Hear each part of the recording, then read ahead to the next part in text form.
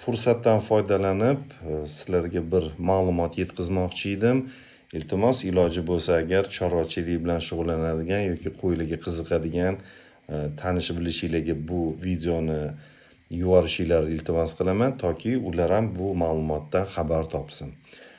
Demak, hozirgi paytda ko'pchilik sotib olmoqchi bo'lgan chorvadorlar, yangi chorvadorlar menga qo'ng'iroq qilib, "Aka, 2-3 oylik qo'zilar yo'qmi?" deb so'rashadi.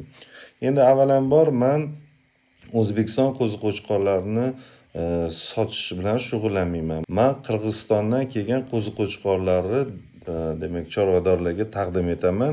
Endi hozir chegaralar yopiq, lekin yaqinda Xudo xolasa yaqin kunlarda chegaralar ochilib qolishi kerak. Hozir Qirg'iziston kvota tizimini joriy etishyapti. Yaqin orada bu narsa amalga oshgandan keyin yana kirib kelishi boshlaydi. Endi qo'zi-qo'chqor olmoqchi bo'lsangiz, bilingki, Qirg'izistonda yozda tug'iladi ko'proq, O'zbekistonda qishda tug'iladi.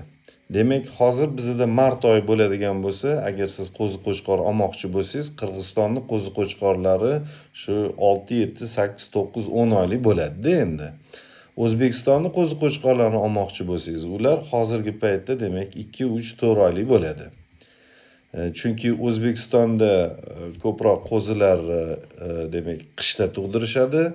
Sababi yozda juda chidab bo'lmaydigan issiq bo'ladi va podalarda o'sha yurgan paytda ona qo'ylar tug'adigan bo'lsa, cho'ponlar har bittasi o'sha tug'gan ona qo'yga qarab bir bolasiga yordam bera olmay qoladi-da. U issiqda qolib ketadi, jazirama issiqda va bu nobud bo'lishga olib keladi. Qirg'izistonda bo'lsa, o'sha tog'ga olib chiqqandan keyin o'sha ko'proq tog'da juda ham harorat juda ham yaxshi. Mana Qirg'izistonda Shvetsariya iqlimi desak bo'ladi. Ana o'sha yerda ular ko'payishadi va yozni oxirlariga, yozni chillasi chiqishiga ko'proq o'sha podadan, onalardan sutga to'ygan qo'zi-qo'chqorlar ajrashadi va sotishni boshlaydi.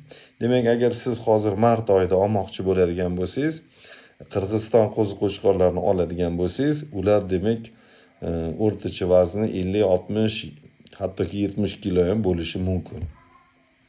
Agar 2-3 oylik qo'zi olmoqchi bo'lsangiz, xohlaysizmi, xohlamaysizmi, O'zbekistonda tug'ilgan qo'zi-qo'chqorlarga ro'para. Albatta, xonadonda tug'iladigan qo'zilar bunga istisno. Demak, O'zbekistonda qishda tug'iladi, Qirg'izistonda yozda tug'iladi. Shuni hisobga olinglar. Obuna va izoh qoldirib, yuksalishimizga hissa qo'shing.